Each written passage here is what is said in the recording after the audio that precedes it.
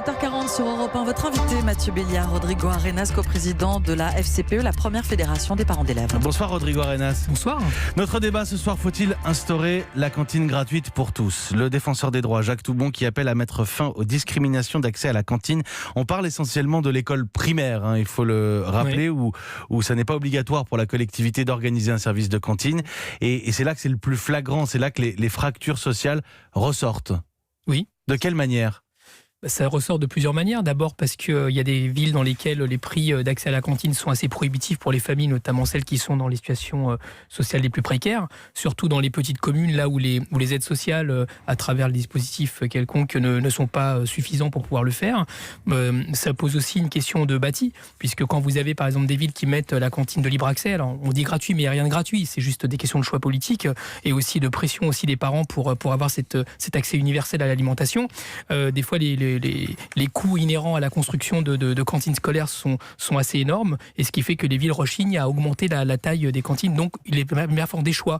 Et par exemple, on a ces situations où des maires font le choix de privilégier les parents qui travaillent contre ceux qui ne travaillent pas. Et on sait que quand on ne travaille pas dans notre pays, c'est une certaine catégorie de personnes, en particulier les femmes qui sont à la maison. Donc c'est souvent cela qui est mis en cause. C'est aussi un reflet de notre société. Et d'une certaine façon, la loi a répondu, puisqu'aujourd'hui, un maire ne peut pas interdire à une famille d'inscrire son enfant à la cantine dès lors que c'est un principe qui est mis dans une commune, il devient universel. Il y a eu tout un tas de débats ces dernières années sur le menu à la cantine. Et là aujourd'hui, moi j'ai le sentiment qu'on découvre que c'est un micro-milieu social en soi, où vont éclater certaines disparités entre les différents élèves, entre les communes aussi pour le coup, parce que toutes les communes n'ont pas les mêmes moyens. Juste un indicateur dans le rapport du défenseur des droits que je trouvais assez parlant.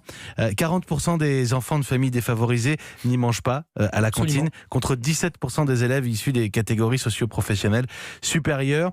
Les factures de cantine s'élèvent en moyenne à 400 € par an. C'est ça. C'est ce que vous avez comme chiffre aussi. Parfois plus, c'est une moyenne. Plus, en fonction des territoires, en fonction aussi au collège des départements. En fait, en fonction de... Parce que vous savez, avant, la cantine, les prix étaient régulés par l'État. Dès lors que les prix ont été dérégulés, chaque collectivité territoriale, c'est-à-dire mairie, des conseils départementaux ou régions, a fixé ses propres prix. Ce qui fait que selon l'endroit où vous habitez, les prix ne sont pas les mêmes et la qualité n'est pas les mêmes.